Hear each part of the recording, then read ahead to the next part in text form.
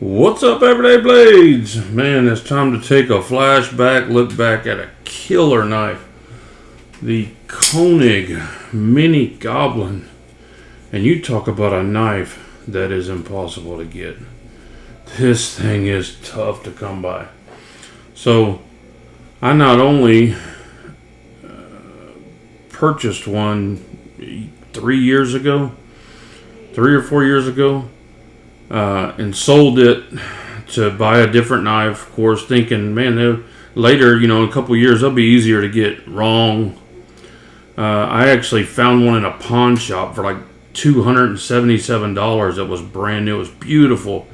Green carbon fiber twill. Like a fool, I let that one go too. Just chasing other knives. You know how it goes. But finally, I have another one in my collection. And man, I'm going to try not to let this thing go.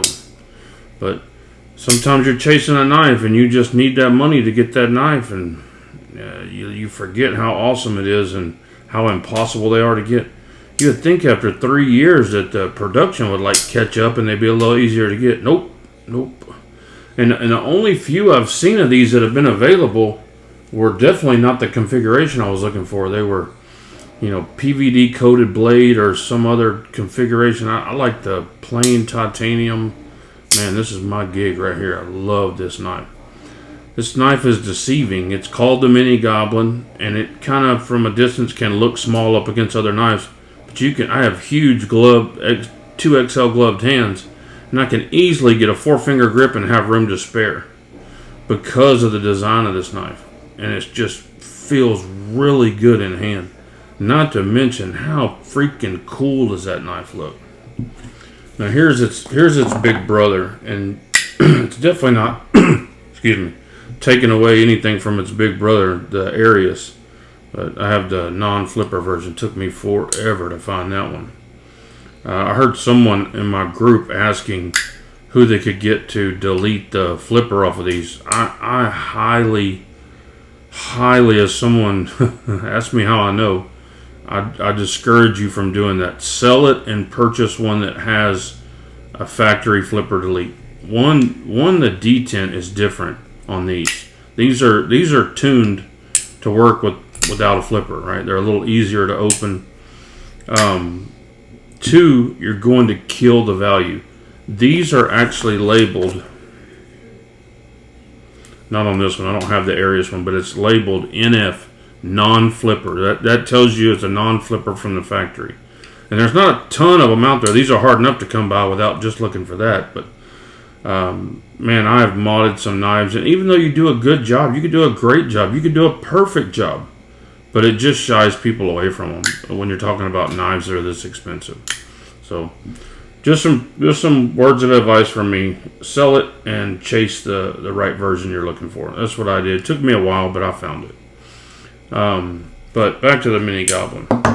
Let's look at the weight on this thing. And I've already reviewed this knife, but it's been like 3 years. We're going to take another look at it. We won't do a full review, but we're definitely going to give it some respect. Give it its due. 3.6 ounces. Fantastic.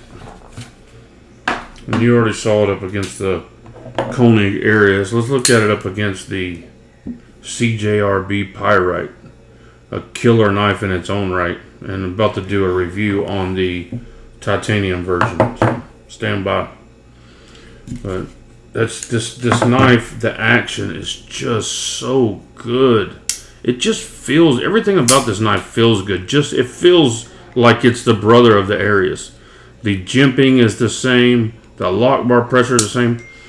The Koenig knives are, when I get a knife in, the first thing I usually do is strip it apart, tune it, adjust the lock bar pressure, adjust the pivot pressure, and get everything like I like it. I like a lighter detent.